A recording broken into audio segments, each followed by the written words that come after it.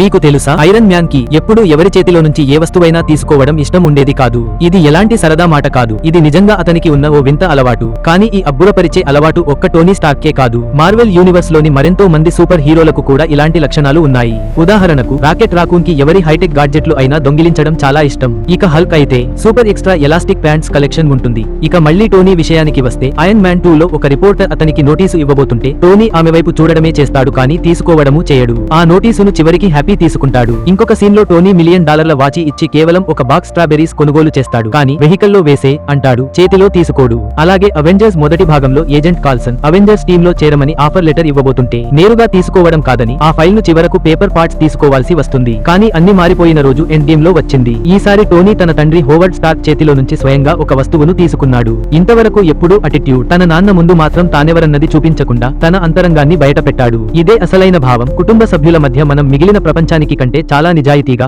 నిజంగా ఉంటాం. మన రియాలిటీ అక్కడే కనపడుతుంది. మరిన్ని వీడియోల కోసం లైక్ చేసి సబ్స్క్రైబ్ చేయండి.